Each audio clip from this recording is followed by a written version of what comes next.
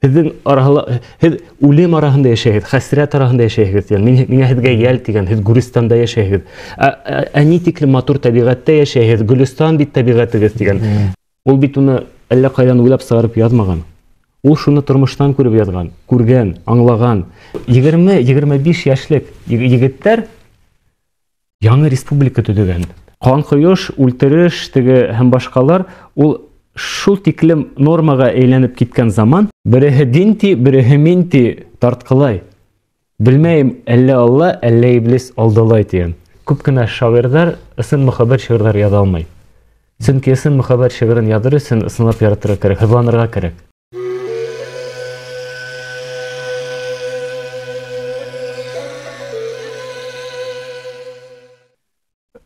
Шайхзада Бабич бүгүнгү башҡорт теле, әҙәби башҡорт теле менән нисек бәйле? Иң мөһим, минеңсә, Шайхзада Бабичтың тел мәсьәләһенә килгәндә, тел мәсьәләһенән сығып ҡарағанда, иң тәүсиратта минең өсөн иң ҡәҙерле факт дип уйлайым. Бына уның 1916 йылда Көтәм тигән шиғырын яҙған бит инде ул. Ул уны башҡорт телендә яҙған. Һәм ошо шиғырҙы тулыһынса башҡорт телендә баҫтырырға теләгән. Башҡорт телендә тип ул саҡта башҡорт теле булмағанмы? Ул бына шул башҡорттар һөйләшкән, аралашҡан шул тел менән яҙған ул шиғырҙы. Һәм ул шиғыр бына башҡа төрки, фарсы, ғәрәп һүҙҙәренән бәйле ҡарағанда, ул беҙҙең бөгөнгө башҡорт теленә, хәҙерге башҡорт теленә бик яҡын. Һәм был шиғыр, был йәһәттән бик яҡын. Мына уны әйтеп тә китәйем хатта. Көтәм, йөрөгән саҡта башҡорт туғайҙарын, йәнем әллә ҡайҙа елкенә. Ишеткәндә моңло ҡурайҙарын, йөрәгемә моңдар бөркөлә. Был бит хәҙерге тел беҙҙең һүҙҙәребеҙ, әйтәйек. Бына аңлашылып тора бөтәһе. Һәм бына бөтә уның ошо шиғыры, ул шул ғәрәп графикаһында тип әйтәйек инде, әммә тулыһынса башҡорт телендә тип шулай баҫтырырға тип теләгән, әммә ул саҡтағы баш мөхәррир журналдың ул ҡырҡа ҡаршы сыҡҡан. Минең уйымса, бында сәбәптәр икенсе төрлөрәк. Был сәйәси сәбәптәр тип уйлайым. Сөнки был шиғырҙың эстәлеге ул бик кискен проблемалар күтәрә һәм ысынлап та бик ҡыйыу фекерҙәр әйтелгән был шиғырҙа. Шуның өсөн дә бер сәбәбен табып, уны сығармағандар. Ҡыҙғанысҡа ҡаршы, был шиғыр Бабич үлгәндән һуң 22 йылда Ҡазанда әҙәбиәт мәжмуғаһы тигән, мәжмуғасы тигән йыйынтыҡта донъя күргән Зариф Башири индергән уны. Зариф Башири ул татар яҙыусыһы, һәм ул шул шаһиты, ошо шиғырҙың уҡылыу көнөндәге редакцияла уҡыған шаһиты. Һәм бына минеңсә, был йәһәттән Бабич әлбиттә беҙҙең бөгөнгө башҡорт теленә лә бик яҡын тора. Һәм шуныһы менән дә ул саҡта уҡ, әле башҡорт әҙәби теле формалашҡан сағында ғына, заманда ғына, ул тәүге ҡарлуғасы булғанмы, ул тәүге нигеҙ һалыусыларҙың береһе булғанмы, ул шулар ҡабул ителә миңә, Шайхзада Бабич. Һәм артабан да әйтәйек, бына уның шул 16-сы, 17-сы, 18-сы, 19-сы һуңғы көндәренә тиклем ижады, ул бына тулыһынса минеңсә бына хәҙерге башҡорт әҙәби теленә бик яҡын тора. Әлбиттә, унда төрлө диалектизмдар да бар, әйтәйек, ғәрәп, фарсы телдәре лә осрай, хәҙерге кешегә аңлашылмай торған һүҙҙәр күбеһе. Күпселек шиғырҙарҙы, әйтәйек, һүҙлек менән уҡырға тейешбеҙ. Ул саҡтағы һүҙҙәрҙе аңлар өсөн, әйтәйек. Әммә бына күбеһенсә, бына уның нисектер... Бабич ябай башҡорт телендә тип әйтәйек, шул шиғырын яҙған. Яҙған, әйе, сөнки ул уны заманы үҙенең халҡының трибуны итеп күтәргән, һәм ул ошо халыҡ аңлай торған, халыҡ тоя торған, ишетә торған ошо һәр һүҙҙе, һәр моңдо шул шиғырына һалған. Бына шул үзе указлы мулла балаһы булһа ла тигәндәй, ул үзе халык менән шул үскән, ул теге бай гаиләнән булмаган бит инде әле инде, теге аерылып торган гаиләнән түгел, шул башкорт ердәнен кыдырып йөргән, хәтта 15-16 яшендә Казакстанда балалар укытып йөргән кеше бит инде ул. Шундай мөгаллим кеше һәм ни тиклем беренчедән ул бик күп башкорт ерләрендә булган, төрле ыру вәкилләре белән аралашып яшәгән кеше, төрле ыру вәкилләреннән төрле һүзләр ишеткән кеше һәм был яһәттән ул минең уемса бына үзенең иҗадында ла бына төрле диалектлар булһынмы ул, төрле ер башкортларының һөйләштәреннән алынган бына элементтар булһынмы, уларды бөтәһен дә тоташтыра үзенең шигъриятендә. Шуныһы менән дә ул сынап та әйтәйек, озын көйләр һымак, ер булып та яңгырай һымак уның шигырьләре. Ни өчен быны әйтәйек, уның күп кенә шигырьләре хәтта бүген көйгә һалынган. Чөнки улар сынап та ай-һай салават, Башкортстан Гөлбустан дигән һымак һәм революциянан һуң туган Башкортстан хөкүмәте шураһы һәм уларның әйтәйек рәсми позицияһын бына ошо халыкка авыр теге халык бит аңламай теге юридик телдә нәмә булган теге сәяси ниндәдер авыр теге мәсьәләләрдә ул заманда айрылса бит инде наданлык хөкем һөргән усур дигәндәй һәм шуның өчен дә бына халыкка ниндәдер бер ошо фикерде, ошо идеяны, ошо карарларды ысынлап та ошо ябай халыксан тел менән, авыл шигъри тел менән yetkерә алырлык бына шундай йөрсе кирәк булган хөкүмәткә. Һәм Бабич йөзендә ошо минең уемса валидиләр алыштыргыһыз шәхес тапканнар улар. Алгарак күсәк, теге әйтәйек, шул ук 15-нче елга, 16-нчы елга күсеп ибәрһәк, мин беренче рус революциясында алмайм әле теге 1905-7 елга.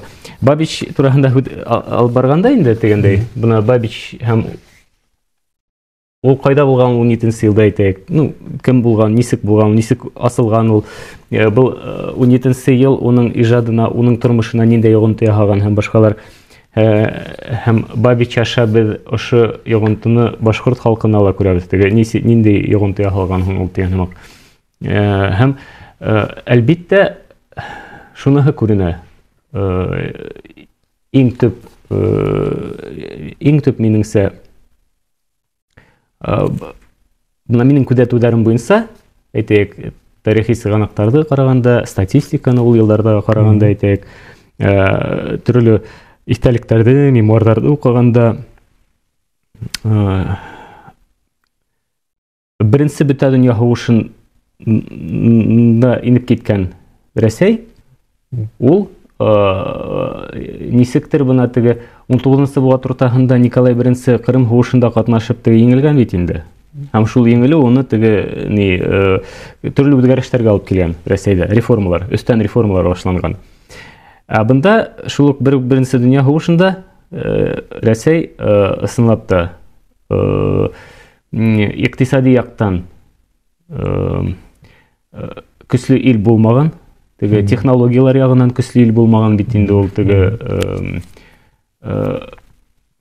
мәгъриф системаһы тиһәк дигән күпселек халык надан булган.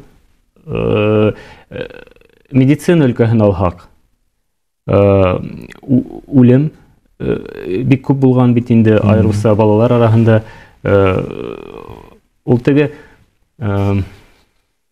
бына теге большевиктар килгәндә, илде тудыргандар дигән фикер һымак теге әйтәләр бит инде. Бына илде аслыкка алып килгәндәр, әллә нәмә эшләткәндәр, илде тудыргандар, бахыр халыкты бөлгөнлеккә төшергәндәр һәм башкалар.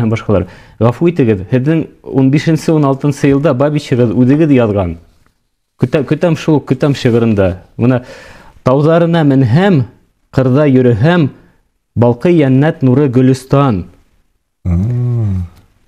Икенче өлешен укыгыз. Мескен башкорт авылын килеп күрһәм, мескен башкорт авылын килеп күрһәм, аңкый хәсрәт, үлем, Гүристан дигән ул. Ни өчен был шигырын басмагандарның? Чөнки ул Башкортстанды һин Гүристан дигән. 16-нчы елда Башкортстанды Гүристан дигән, аңлайсызмы? Мескен башкорт авылы дигән, һез мескен яшәйсез башкортлар дигән. Һезнең һез үлем арасында яшәйсез, хәсрәт арасында яшәйсез дигән. Миңа һезгә ял дигән, һез Гүристанда яшәйсез. Ни тиклем матур табигатьтә яшәйсез, Гөлстан бит табигатыгыз дигән. Үзегезнең тормышыгыз Гүристан. Бу бит гаҗәп котосқыз теге композицион бер-беренә капма-каршылык килтергән. Бу бит әдәби художество прием гына түгел. Бу минем уемса, бу яһәттән ул ниндәдер ул замандагы сәяси югарылыкка күтәрелә. Әйтер инек бер генә шигырында буна уның кайфы булмаган дип һәм башкалар ул шулай язган дип. 15-нче елда ул язган "Көрәшеп үткәр кыска гомереңдә" дигән. Үзеңдә һин изеп янган менән, изеп янган, һине изеп янган кешеләр менән уйлама һин вакыт үтәр дип. Изелеп яшәйһең дип әйткән ул башкорт. Изелеп яшәйһең.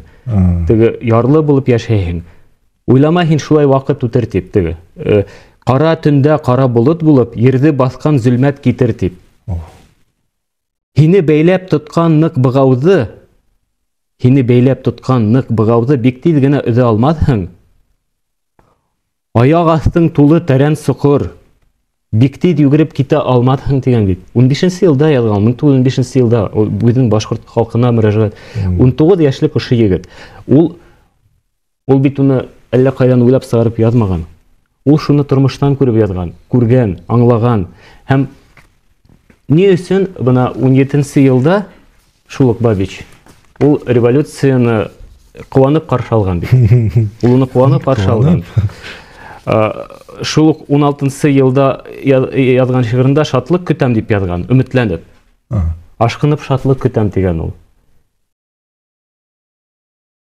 17-нче елда теге ул Афарин дигән шигырь яза. Буна ошо революциянан һуң ул Афарин ди. Афарин ошо революцияга ди. Афарин һезгә ирек сулпандары ди. Ирек сулпандары. Афарин ысын изгелек султандары. Һез ысын изгелек султандары. Һез безгә яңы тормыш алып киләсез. Рәхмәт һезгә ди. Бу теге февраль революциясеннән һуң язылган шигырь бит инде. Һәм бuna минем уемса инде шул 17-нче елда башланган ошо үзгәрешләр, улар теге капыл гына килеп сыккан үзгәрешләр түгел. Халык әзер булган, ил әзер булган, шуга китеп барган, улай дөнья әзер булган. Теге Ленинның әйткәнсә, теге верхи не могут, низы уже не хотят. Теге Бабич иҗады булһынмы, башка шул замандагы язучылар иҗады булһынмы? Шул ук Гафуриҙы алайык һәм башкаларҙы, Ризаэддин Фәхретдиновның әҫәрҙәрен алайык. Теге әйтер бына уларның әҫәрҙәрендә ни тиклем күрһәтелгән бына төрлө фақирлек менән үткән тереклек, ысынлап та. Күпселек халыҡтың. Һәм беренсе донъя һуғышына кемдәрҙе алғандар?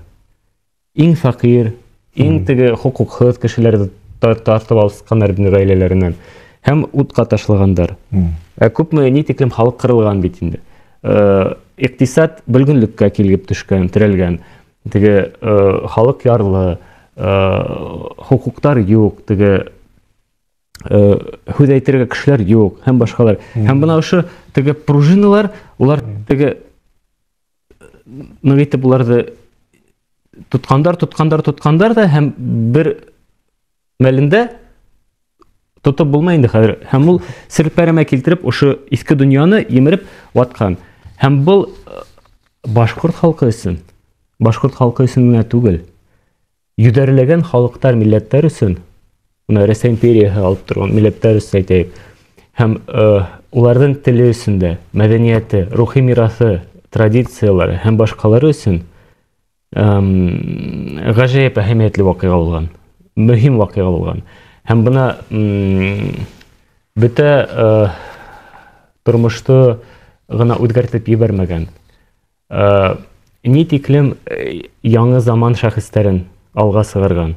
Бына башкорт хөкүмәтен алайыкмы, шул ук совет хөкүмәтен алайыкмы һәм башкаларды. Унда бит яшь кешеләр идара иткән. Бына Бабич 20 яшьтә, 19 яшьтә булган. Һәм башкалар 25. Теге 30 яшьтә ул бабай һымак кабул ителгән дигән һымак дигән. Шул 20-25 яшьлек егетләр яңа республика төзегән. Яңа ил төзи башлагандар. Яңа идеялар алып килгәннәр кешеләргә. Һәм ошо яшьтәр, шәхестәр уларды заманы үзе күтәреп, үзе сакырып, уларга ошо фатихаһын тоттырган биргән. Һәм яңалык булгас, уны яшь кешеләр алып килә. Яшьтәр генә яңалыкты алып килә алар. Теге карт кешеләр, улар һәр вакыт нисек кенә булһын, олы яшьтәге кешеләр, улар консерватив фикерләүче кешеләр була. Бына ошо Бабич һымак яшьтәр, улар ысынлап та иске калыптарды вата торган кешеләр, яңалыкты алып килә торган кешеләр, революцион формалар алып килә торган кешеләр, жанрлар, идеялар һәм яңа хөкүмәткә алып килә торган кешеләр. Бuna şunday şəxslərdə ısınlap da 17-ci yıl ул alğa сыгара күтәрә. Уларның күбесенең язмышы фаҗигале була һәм бу аңлашыла. Чөнки шул тиклем бuna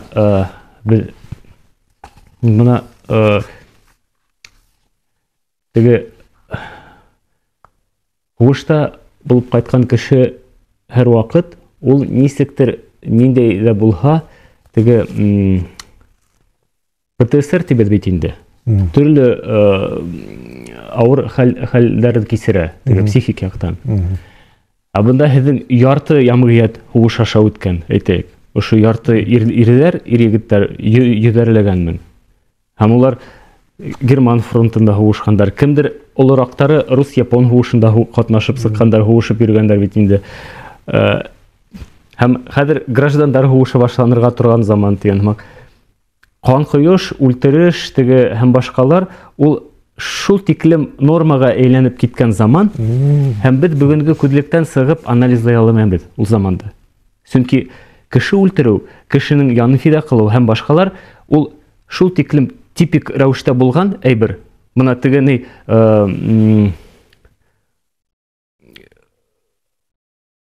ябай эш һымак кабул ителгән. Бер ниндәй дә теге гаҗәпләнү тойгыһы булмаган. Чөнки кешеләр елдар буена, теге 17-нче елда гына түгел, улар гомер бакый дигән һымак теге шул һугышып, һәр 5-10 ел һайын Россия һугыштарга катнашкан. Һәм башкалар. Һәм кешеләр шул мөхиттә үскәндер бәләкәй сактан алып, ошо кан кояш кем көчле шуныкы хакыйкать дигән принциптан сыгып, шуннан сыгып тәрбияләнгәннәр. Һәм шуның өчен дә әйтәйек, бuna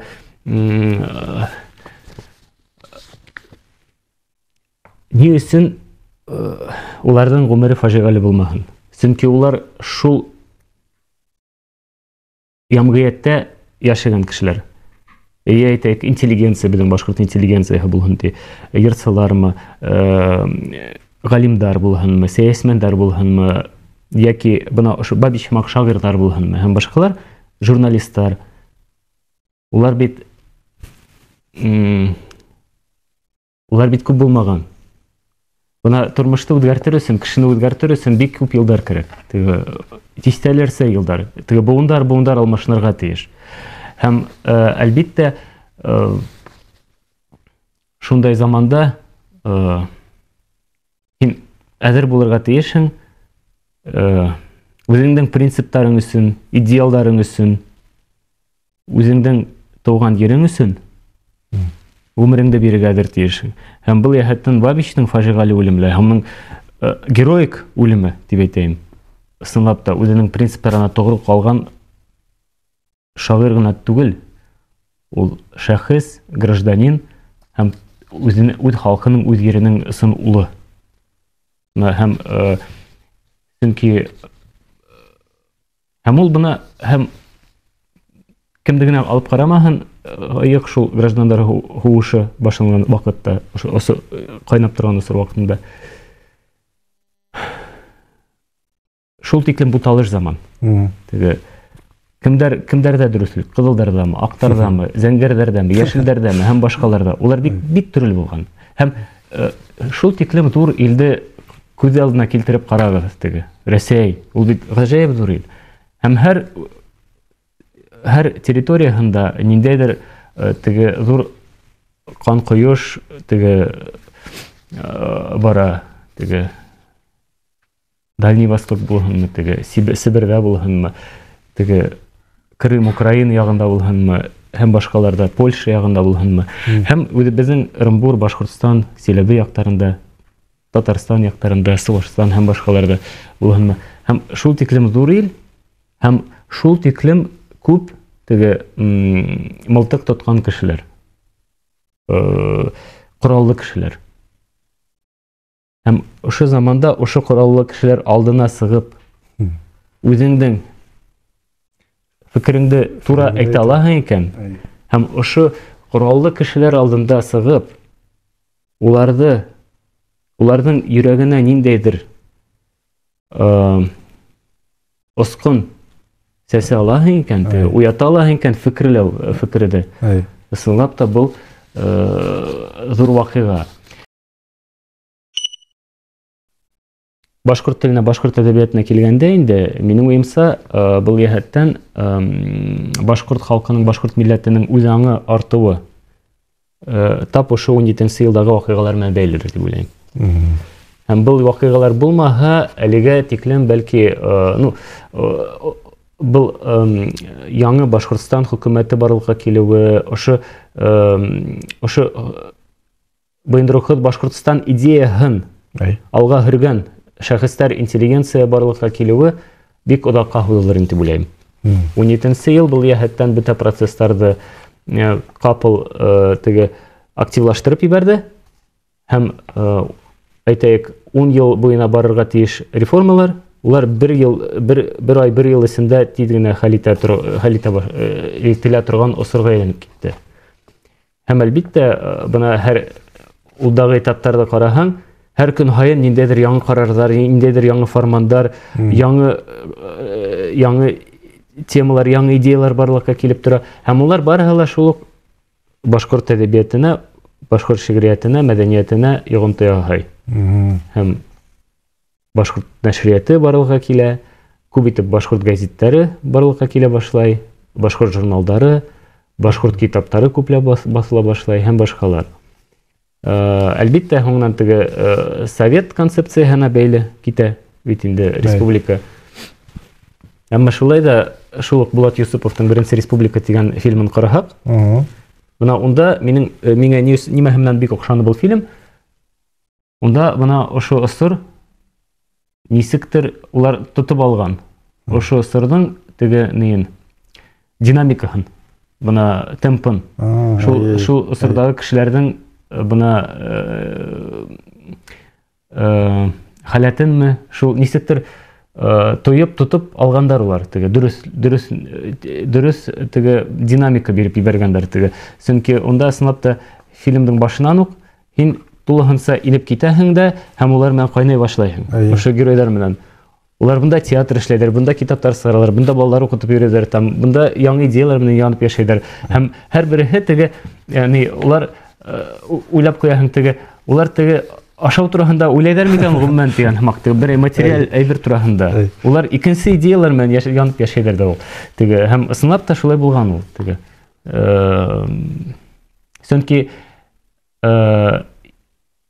иске тормыш сигенгәндә, теге демерелгәндә, яңалык барлыкка килгәндә, ул минеңсә һәр ниндәйдер инноватор өсөн, креатив команда өсөн ул мөмкинлектәр аса. Яңа мөмкинлектәр һәм һин кайнай башлайһың. Ысынлап та һин шуның менән тулыһынса, шул идея менән, шул проекттарың менән, концепцияларың менән тулыһынса бирелеп яшәй башлайһың. Һәм был бына һәр яңа идея, ул үзенсә бер революцион идея бит инде. 17нче елдан һуң теге ынтылыш биргән Төрле сордар. Улар ынтылыш биргән төрле идеялар, концепциялар. Улар һәр береһе үзенчә бер революция булган. Бөтә юсыкталы. Атайым һөйләгәйне, истәлектәр, ул 52-нче елда Елайыр районына укытырга барган. Университетта тамамлагас. 1952 елда яшь укытучысы булып килдем инде, теге шулай укыта башладым. Бик бу яктар миңа бик охшаны, яратып киттем. Һәм ысынлап та ул унда Шәһзадә турында ишеттем. Бабич диләр. Уннан 50-нче елларның адагында Бабичтың кыйынлыктары дөнья күрә башлаган, шигырьләре дөнья күрә башлаган, рөхсәт ителгән теге. Һәм шуннан Бабич турында белешә башлаган, теге раша башлаган. Халык ысынлап та хәтерләгән һәм кайһы бер шигырьләрен хәтта яттан хаклап хәтерендә тотып йөргәндәр олырак яшьтәге кешеләр. Шундай Шәһзадә булган теге шагыйрь булган дип. Ысынлап та һәм бына 1995 елда Атайым язучылар союзында эшләгәндә улар Денис Буляков, Рауль Бекбаев һәм башка язучылар, Кадим Ралбаев һәм башкалар Елайырга тәүге баргандар асырга Бабичтың һәйкәлен һәм шундагы тәүге истәлекле вакыйгалар булган Бабич хәтеренә бәйле. Һәм шунда шулай ул теге кайтып һөйләгәйне, шул ишеттем Бабичтың варихтарын, тугандарын дип теге ишеттем дип теге уның халкын ишеттем дип теге һөйләгәйне әсәрләнеп. Ысынлап та һәм ниндәй яшь сактагы ниндәй булган һөйләнүләр хәтта олырак кешеләр, яшьтәге кешеләр теге аксакалдар. Бына Бабич үзенең осырының бына үз заманы өчен вакытлы туган шагыйрь. Шул осырда бына кайһы бер вакыт уйлап куяһың бит инде теге мин ниндәй осыр өчен осыр миңа якынрак икән дип. Әллә 60-нчы елларда туырга кирәк булганмы икән миңа дип теге уйлап куяһың бит инде. Әллә 30-нчы елларда әллә мин бөек ватан һугышында катнаша торган бер батыр булырга тиеш булганмы икән дип уйлап куяһың. Һәм уйлап куяһың, бүген осыр дөрес туганмы икән, юкмы икән дигән һәмак теге уйлап куяһың бит инде теге кайсак шулай фикерләгәндә. Минеңсә бына Бабич ысынлап та ул үз вакыты, үз заманы өчен бик үз заманының балаһы булып ысынлап та туган кеше. Шул бүгенге заманда туга ул бәлки икенчерәк төрле кеше булыр иде. Икенче төрлерәк шәхес шагыйрь булыр иде. Чөнки һәр шагыйрьне, һәр язучыны үз заманы формалаштыра. Үз заманы ниндәй дә булһа шагыйрь итә. Мостай Кәрим үз заманының улы, әйтәйек. Минең атайым үз заманының улы. Без һезнең менән үз заманыбызның улыбыз. Һәм шул вакытта тугак бер бәлки икенче төрлерәк тә булыр идек. Бына Бабич ысынлап та ул мин уны башка заманда күз алдына килтерә алмыйм. Бына уның гомере, кыска гомере, үз шигырендә язганса, көрәшеп үткәр кыска гомереңдә.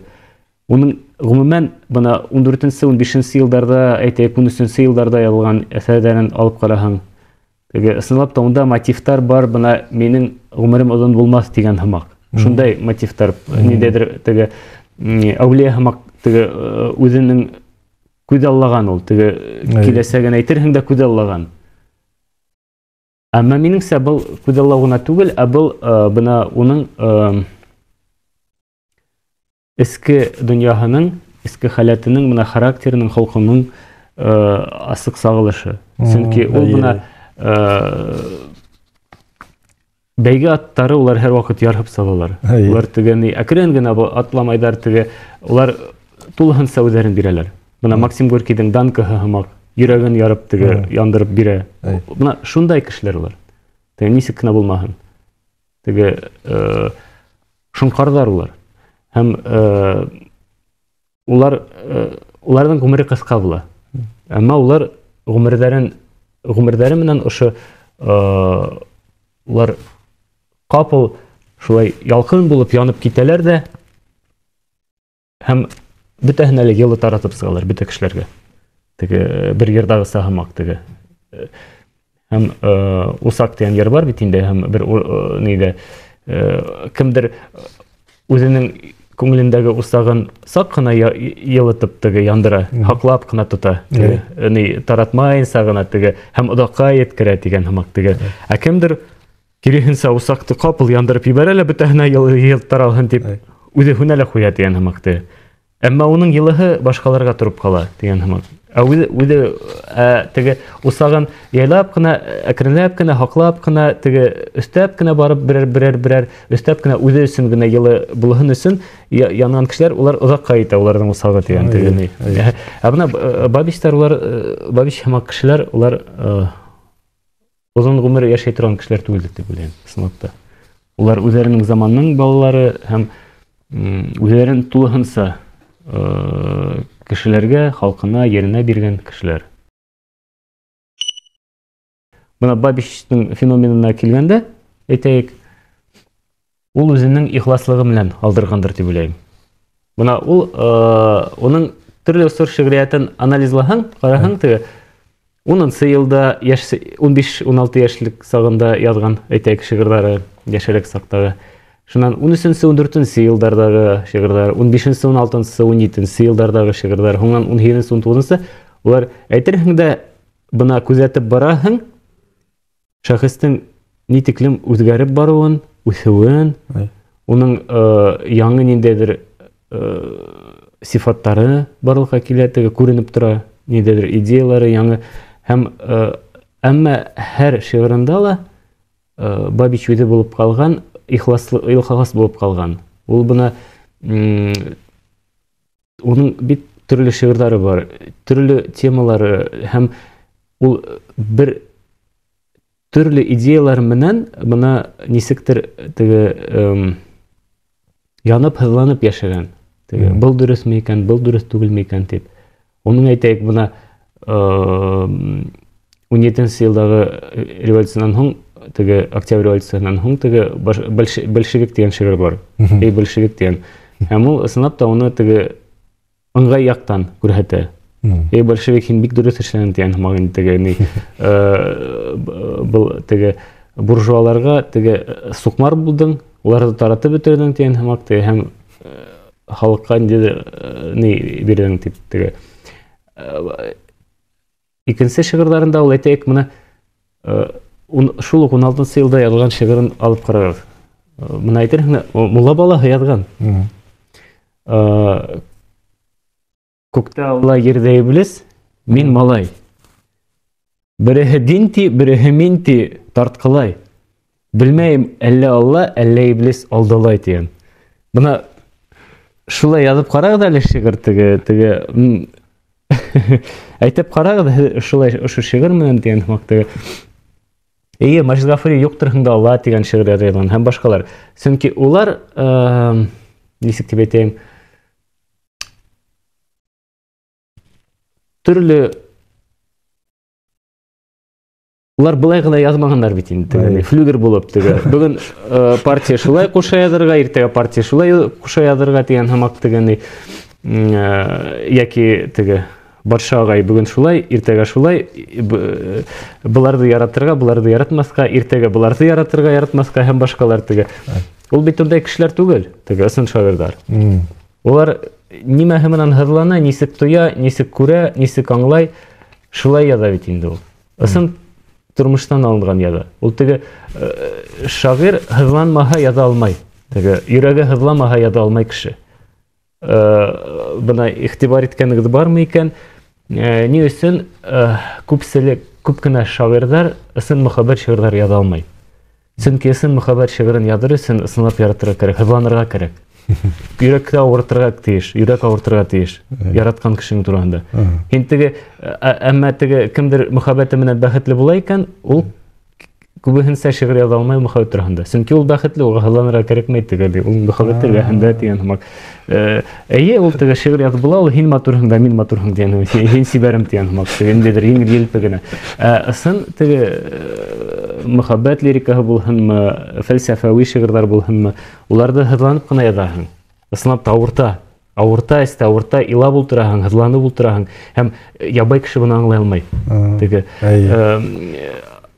ябай кеше был дурагырак дип әйтәсәк, тиле кеше икән дип теге бер шигырендә атайым язганса, без шагыйрьләр шыр тилеләр дигән. Ысынлап та шулай ул. Теге шагыйрь халкы ул әҙерәк тилерәк халык теге. Ул сөнки ул тормышта икенсе күрә, ул күктәр менән аралашып яшәй дигән һөйләшеп йөрөй. Һәм уның образлы карашы бөтә нәмәгә. Ул бөтә нәмәне образ нидәр күрә. Һәм башкалар. Шагыйрь кеше шулай теге аерылып тора. Һәм сагыштырып карагыз, бына ниндәдер сәясмән сыгып әйтте ти халык араһына. Эй, һеҙ һалдаттарым дигән, мин һеҙгә ышанам дигән, һәм тегендә дошман ябырылып килә безгә дигән, без берҙән булырга тейешбез, безнең туган илебез артта һәм башҡалар дип теге әйтә, бер кеше шулай сыгып әйтһен ти. Әйтәйек, абруйлы хатта булһын ди командир ди. Икенсе төрлө шул идеяны, әйтәйек, шигъри һүҙ менән сығып шағир һайрап ебәрһен әле, теге һөйләп ебәрһен әле бөтә аудиторияға, ялҡынлы итеп, теге ысынлап та бирелеп, бөтә энергетикаһын таратып, бөтә тирә-яҡҡа. Һәм ул әлбиттә икенсе төрлө барып итә күңелгә. Сөнки шигъри һүҙ ул шиғриәт ғөмүмән күңелдәрҙең бер-береһе менән серләшеүе. Ул теге ғашиҡтар ғына серләшмәй, теге Мостай Кәрим яҙғанса. Ул ғөмүмән шағир менән уҡыусы йәки шағир менән тыңлаусы шиғри һүҙ менән аралашҡанда улар күңелдәре менән аралашалар. Аудитория төрлө булырға мөмкин. Һәм тәүҙә әйтеп китте бит инде Бабич, ул ысынлап та теге үҙенең халыҡсан теле менән һәм үҙенең башҡорт ерлеген аңлауы тойоуы менән ул шуны менән алдырған да инде теге, һәм ихласлығы менән. Бына ысынлап та теге. Һәм шундай шиғриәт кенә ысынлап та кешеләрҙе ниндәй ҙә булһа батырлыҡтарға күтәрә ала. Батыр. Шәһзадә Бабич менән нимә булған? Маҙаҡ нимә һулышы, нисек бөткән? Фажиғәле үлеме туҡтаған. Улар 19-нчы йыл Башҡортостан хөкүмәте ҡыҙылдар яғына күсә торған шундай һынылыш осорҙа. Һәм ул шул шиғырында ла ни өсөн башҡорттар ҡыҙылдар яғына күсә тип аңлата бит инде. Дутов Колчактар менән беҙ улар теге Рәсәй империяһын тыуҙырырға тырыша, батшаны килтереп ҡуйырға тырыша һәм беҙҙең милли хоҡуҡтарҙы юҡҡа сығарырға тырыша тип әйтә бит инде. Аңлата. Шуның өсөн дә Совет хөкүмәте беҙгә республиканы төҙөргә лә рөхсәт итә тип, теге бирә, ярҙам итә тип, шуға беҙ улар яҡлы күсәбеҙ тип, теге ысынлап та улар теге улар менән бергә булырға кәрәк дип яҙа бит инде. Һәм шул сыр ваҡытта Йылайыр ерендә уларҙы төрлө сығанаҡтарҙа төрлөсә уҡығаным бар, күбеһенсә бына әйтәйек, Смоленск уҡсылар полкы тиҙәр. Әммә ул Смоленск уҡсылар полкы шуныһы ҡыҙыҡлы, үҙенсәлекле, улар тураһында мәғлүмәт юҡ тиерлек. Улар ысынлап та шул ерлектә булғанмы, ул булмағанмы. Ҡыҙыл армияһының Смолен уҡсылар полкы, улар туҡтатып, быларҙы һеҙ теге милләтселәр, аҡтар тип, һәм башҡалар тип, дошмандар тип. Ниндәйҙер конфликт була бит инде унда, теге уларҙың туҙҙырып, алар был ваҡытта Бабичҡа йөкмәтелә ҙур яуаплы эш, хөкүмәттең документтарын, архивын күсерергә. Һәм ул күсереп алып бара төрлө нидәр менән, теге ылауҙар менән. Уларҙы туҡтатып алалар да, һәм ошо кешеләр шунда фажиғәле яҙғалап үлтерәләр. Бабич та һәм уның менән бергә булған беҙҙең башҡорт кавалеристтәрен. Минең атайым һөйләгәнсә, бына ул теге олораҡ йәштәге кешеләр менән аралашҡанда Йылайырында тип һөйләйҙәр ине ти. Улар иҫтәрендә һаҡланылар ти. Улар ни тип аңлаталар инде. Ул әллә нинди отряд булды ул типти, теге анархисттар отряды булган ул ти, әллә кемдер ул теге үз алдына әллә кемдер командир булып йөргән кешеләр ти, теге халыкты талап нитеп йөргән кешеләр типти, һөйләнеләр ти, атайым шулай дип һөйләгәйне бер заман. Шуга минең әйтүемчә, теге бына шу революция осыры, граждандар һугышы осыры, ул бөтә бына кешелә булган бөтә сифаттарның кискенләшкән мәле. Бына унда карап тормайдар. Унда хөкемдарлар да теге суд та юк, бер нәмәле юк теге. Бер кеше һинең бөтә язмышыңды хәл итәргә мөмкин. Теге шул мылтыклы кеше, кораллы кеше. Һәм бына шундай теге язмышы булган инде, фаҗигале, кызганычка каршы. Әле яшәргә, иҗат итәргә, әлбәттә кирәк. 24 яшендә шулай бына ул үзенә хыянат итмәенсә, идеалларына, халкына хыянат итмәенсә, шулай гомерен биргән кеше, сын батыр. Арсландай ир безнең Бабич.